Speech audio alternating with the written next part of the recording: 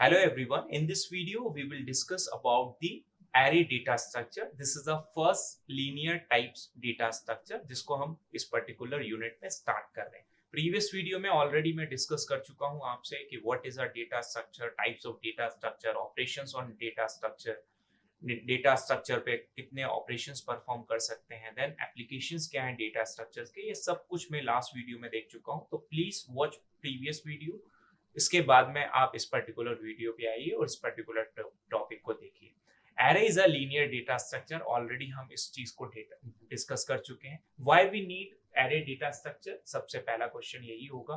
तो सबसे पहले क्वेश्चन के आंसर मैं आपको दे दूं. जब हमें सिमिलर टाइप के डेटा को स्टोर करना है मेमोरी में, ठीक है, तब हम लीनियर डेटा स्ट्रक्चर का यूज करते हैं. अब आप सोचेंगे कि सिमिलर टाइप का डेटा स्ट्रक्चर को ही क्यों यूज करना है, क्या रिक्वायरमेंट पड़ती है.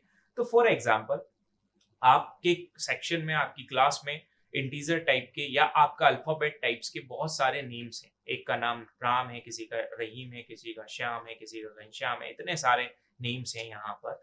उन इतने सारे नेम्स के लिए जब आप पर्टिकुलर यदि कहीं पे स्टोर करना चाहते हैं उन इतने सारे नेम्स को, सिमिलर टाइप्स के नेम्स को या सिमिलर टाइप्स के इंटीजर डेटा को, आपका रोल नंबर है 10 20 30 40 50 या 11 12 13 14, इस तरह के डेटा को, तो आपको क्या करना पड़ेगा, हर एक पर्टिकुलर नेम के लिए, हर एक पर्टिकुलर इंटीजर टाइप के डेटा के लिए, कैरेक्टर टाइप के डेटा के लिए आपको वेरिएबल्स डिक्लेयर करना पड़ेगा. For example, int a equals to 10 और फिर आप लिखेंगे int b equals to 20. It means यदि मेरे पास में लार्ज डेटा है, I have thousands of elements जिसको मैं स्टोर करना चाहता हूँ सिमिलर टाइप्स के, तो इस तरह के आपको यहाँ पे मेमोरी की रिक्वायरमेंट पर, मतलब जितने ज्यादा वेरिएबल्स आप क्रिएट करेंगे तो बाय डिफॉल्ट उतनी ज्यादा मेमोरी आपकी यूज होगी. मेमोरी यूज होगी मतलब वेस्टेज ऑफ मेमोरी. तो उस पर्टिकुलर ड्रॉबैक को, उस पर्टिकुलर सिनेरियोस को यूज करने के लिए जब हमें सिमिलर टाइप की रिक्वायरमेंट पड़े डेटा को स्टोर करने के लिए, तो आप एरे डेटा स्ट्रक्चर को यूज करते हैं. जिसको हम कैसे डिफाइन करते हैं, ऑलरेडी आपने सी प्रोग्रामिंग में कर रखा है. ए 10 मतलब एरे का नेम मेरा अब क्या हो गया यहाँ पर 10, और एरे का नेम है ए, और उसमें मैं 10 इंटीजर टाइप की वैल्यू को यहाँ पे स्टोर कर सकता हूँ. दैट्स वाई सिमिलर टाइप्स के डेटा, बहुत सारे डेटा को, मोर देन वन डेटा को स्टोर करने के लिए आप एरे डेटा स्ट्रक्चर को यूज करते हैं. नाउ आगे बढ़े तो यहाँ पर यदि हम देखें तो यहाँ पर जो पहला इंडेक्स है आपका 0 1 2 किसी से भी स्टार्ट हो सकता है. इट डिपेंड्स ऑन लूप, आप कहाँ से लूप चला रहे हैं.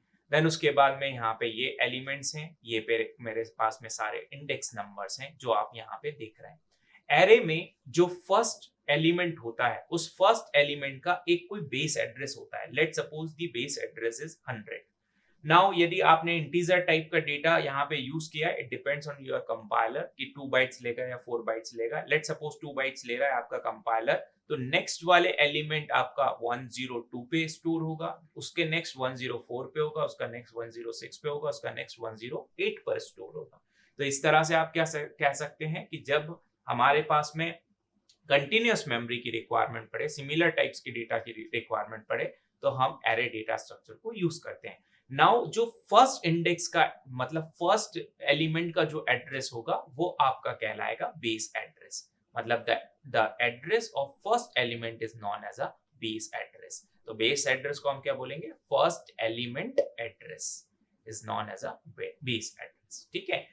नाउ यदि डेफिनेशन की बात करें तो मैं ऑलरेडी बता चुका हूं, लीनियर डेटा स्ट्रक्चर है सेम टाइप्स के डेटा को, जिसको आप होमोजीनियस डेटा स्ट्रक्चर डेटा भी बोलते हैं. सिमिलर टाइप्स मतलब होमोजीनियस डेटा स्ट्रक्चर को. This make is easier to calculate the position of each element by simply adding an offset to a base value, that is the memory location of first element of the array. Now array का एक और advantage है कि हम किसी भी element को with the help of a base address, मतलब फर्स्ट एलिमेंट के एड्रेस की हेल्प से मैं किसी भी एलिमेंट के एड्रेस को कांस्टेंट टाइम में एक्सेस कर सकता हूं. मतलब किसी भी एलिमेंट तक मैं कांस्टेंट टाइम में जंप कर सकता हूं. नाउ यदि प्रॉपर्टीज ऑफ एरे देखें तो there are so many properties. यदि प्रॉपर्टीज में आप यहाँ पे फोकस करें तो पहली प्रॉपर्टी तो यही हो गई कि हर एक एलिमेंट, मतलब सिमिलर टाइप्स का एलिमेंट हम यहाँ पे स्टोर कर सकते हैं. उसके बाद में यदि हम element in array are stored at continuous memory location from which the first element is stored is the smallest memory location होगा. element of the array can be randomly accessed since we can calculate the address of each element of the array with the given base address of the array। मतलब जो सारी चीजें मैंने आपको बोली हैं वो सारी की सारी चीजें हम यहाँ पर प्रॉपर्टीज जो मैंने आपको बोली ये सारी प्रॉपर्टी का पार्ट है। array are base for storing multiple values in a single variable। ठीक है, नाउ आगे बढ़ते हैं।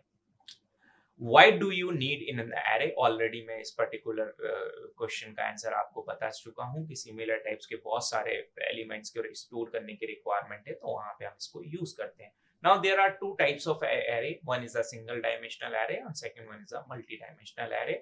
सिंगल डायमेंशनल एरे का मतलब जो आप बेसिक एरे पढ़ते हैं जिसमें आपने लिखा int a10, this is a single dimensional array जहां पर आपके पास में एरे का नेम है, किस टाइप का वो एरे है, उसका डेटा टाइप है और कितने एलिमेंट्स वो स्टोर कर रहा है, वो पर्टिकुलर मतलब size of the array elements, मतलब साइज ऑफ द एलिमेंट्स, मतलब कितने एलिमेंट्स आप चाहते हैं, कितने साइज का आपका एरे क्रिएट हो, मतलब एरे साइज। तो वन डायमेंशनल एरे का यदि आप सिंटेक्स देखें तो मैंने लिखा है डेटा टाइप, एरे का नेम और एरे का size. Data type, array name as a size, this is a example of one dimensional array. Already मैं यहाँ पे डिस्कस कर चुका हूँ। नाउ मल्टी डायमेंशनल एरे की बात करें, क्योंकि मल्टी डायमेंशनल एरे से बहुत सारे क्वेश्चंस आपके कभी कभी पूछे जाते हैं, row major order, column major order के, कॉम्पिटिटिव एग्जाम्स के लिए भी बहुत इंपॉर्टेंट है। मल्टी डायमेंशनल एरे का मतलब है, यदि आप सिंपल लैंग्वेज में समझना चाहें तो मल्टी डायमेंशनल एरे मींस आपका मैट्रिक्स, जहां पे आपके पास में नंबर ऑफ रोज हैं और नंबर ऑफ कॉलम्स हैं। So this is a matrix for 3x3, जिसमें आप रोज यूज करेंगे और कॉलम्स यूज करेंगे। सो रो एंड कॉलम का कॉम्बिनेशन आपका क्या कहलाता है, multi dimensional array. Now multi dimensional array का सिंटेक्स क्या है, तो int a size of number of rose and number of columns, this is a multi dimensional array. ठीक है, तो मल्टी डायमेंशनल एरे के लिए यहाँ लिखा है डेटा टाइप, एरे का name, number of rose and number of columns. Now आगे बढ़ते हैं। यदि आप मल्टी डायमेंशनल का एग्जांपल देखना चाहें तो ये मैंने यहाँ पे ड्रॉ कर रखा है। तो इसमें नंबर ऑफ रोज कितनी है 4 और नंबर ऑफ कॉलम्स भी कितने हो गए यहाँ पे 4। तो ये कितना 4x4 का आपका मैट्रिक्स हो गया। So this is a example of multi dimensional array. 4x4 it means it store the 16 elements, 16 elements को ये होल्ड करके रख सकता है। नाउ इस मल्टी डायमेंशनल एरे को मेमोरी में मैं कैसे रिप्रेजेंट करता हूं, तो उसके लिए मेरे पास में दो तरीके हैं, row major order and column major order. ठीक है, मतलब रो वाइज एलिमेंट को स्टोर कर सकता हूं, अरेंज कर सकता हूं मेमोरी में, कॉलम वाइज एलिमेंट्स को अरेंज कर सकता हूं। नाउ बहुत सारी programming language like C programming आपकी रो मेजर ऑर्डर को फॉलो करती है, इसी तरह से different different programming language different types follow करती है रो और कॉलम। नाउ यदि मैं 3 डायमेंशनल एरे की बात करूं या 4 डायमेंशनल एरे की बात करूं तो यहाँ पे आपके सिलेबस में इतना कुछ नहीं है। 3 डायमेंशनल एरे यदि आप चाहें तो सिंटेक्स आपको पता होना चाहिए। 3 डायमेंशनल एरे में एक चीज इंक्लूड हो जाती है which is a block size, मतलब उस पर्टिकुलर ब्लॉक का, हर एक ब्लॉक का साइज क्या रहेगा। तो उस पर्टिकुलर केस में हम मतलब 3D है, तो इस पर्टिकुलर केस में यहाँ पे रोज है, यहाँ पे कॉलम्स है, यहाँ पे ब्लॉक साइज है, तो 3 into 4 into 3 which is a 36 elements में यहाँ पे स्टोर कर सकता हूँ। नाउ रो मेजर ऑर्डर के लिए एक बेसिक फॉर्मूला है, मतलब हम किसी भी पर्टिकुलर एलिमेंट को एक्सेस कर सकते हैं with the help of this formula in row major order. So क्या फॉर्मूला है, location of A I J, A is the, I is the row and J is the column. मैं row को आई से represent कर रहा हूँ, जे को column से रिप्रेजेंट कर रहा हूँ। I need a base address, यदि मेरे पास में बेस एड्रेस होगा तो ऑलरेडी मैं बता चुका हूँ with the help of a base address हम किसी भी पर्टिकुलर लोकेशन को एक्सेस कर सकते हैं। Now formula is base address plus W. W is the size of each element, particular element का साइज। फॉर एग्जांपल इंटीजर है तो इंटीजर 2 बाइट्स लेगा या 4 बाइट्स लेगा, तो इंटीजर को स्टोर करने के लिए, किसी एलिमेंट को स्टोर करने के लिए 2 बाइट्स लगेंगे या 4 बाइट्स लगेंगे। लाइक कैरेक्टर है तो 1 बाइट, तो यहाँ पे W की वैल्यू आपको न्यूमेरिकल क्वेश्चंस में गिवन होगी, बट यदि गिवन नहीं है तो आप डेटा टाइप के अकॉर्डिंग यहाँ पे देख सकते हैं, कंपाइलर के अकॉर्डिंग, आपके पर्टिकुलर ऑपरेटिंग सिस्टम के अकॉर्डिंग की जीसीसी पे वर्क कर रहे हैं आप, टर्बो पे वर्क कर रहे हैं, सॉफ्टवेयर के अकॉर्डिंग भी आप देख सकते हैं। नाउ फॉर्मूले में I is the particular row, जिस पर्टिकुलर रो का आप एड्रेस निकालना चाहते हैं, माइनस लोअर बाउंड 1। ठीक है, अब लोअर बाउंड क्या है, अपर बाउंड क्या है, तो इसको समझिए। लेट अस अज्यूम मेरे पास में यहाँ पे एलिमेंट्स हैं, ठीक है, नंबर ऑफ रोज है 1 to 10 और नंबर ऑफ कॉलम्स भी मेरे पास में है 1 to 10। So this is the lower bound, ठीक है, 1 this is a lower bound 2, this is a upper bound 1, this is a upper bound 2. ठीक है, तो मतलब ये पर्टिकुलर नंबर ऑफ रोज को रिप्रेजेंट कर रहा है, ये पर्टिकुलर नंबर ऑफ कॉलम्स को रिप्रेजेंट कर रहा है. ठीक है, तो इसके थ्रू आप यहां से लोअर बाउंड फाइंड आउट कर सकते हैं. ऑलरेडी आपको पता है. Multiply number of columns. Number of columns कैसे फाइंड आउट करेंगे अपन? Upper bound 2 minus lower bound 2 plus 1. This is a formula for finding the number of columns. ठीक है, नंबर ऑफ रोज की बात करें तो क्या हो जाएगा? Upper bound 1 minus lower bound 1 plus 1. तो इसके थ्रू आप number of rose find out कर सकते हैं. एग्जाम्पल हम देखेंगे नेक्स्ट वीडियो में, तो आपको और वहां पे क्लियर होगा कि row major order, column major order का एग्जाम्पल क्या है. नाउ नंबर ऑफ कॉलम से मल्टीप्लाई करा प्लस जे. जे मतलब वो पर्टिकुलर कॉलम जिसको आप फाइंड आउट कर रहे हैं minus lower bound 2. This is the formula for row major order. Now column major order की बात करें तो कॉलम मेजर ऑर्डर में जस्ट इस फॉर्मूले में एक माइनर सा चेंज हो जाएगा कि ये दोनों चीजें यहाँ पे स्वेप हो जाएंगी. तो यहाँ हो जाएगा j minus lower bound 2 multiply number of rows. जब आप कॉलम निकाल रहे हैं तो नंबर ऑफ रो से मल्टीप्लाई करेंगे, रो मेजर निकाल रहे हैं तो नंबर ऑफ कॉलम से मल्टीप्लाई करेंगे, और i माइनस बी 1.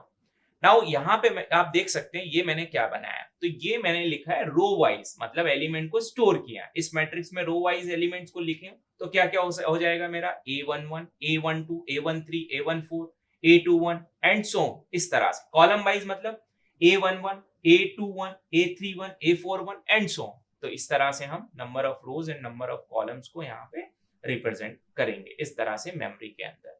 ठीक है, so this is all about the row measure and column measure order, and this is all about the basics about the array data structure.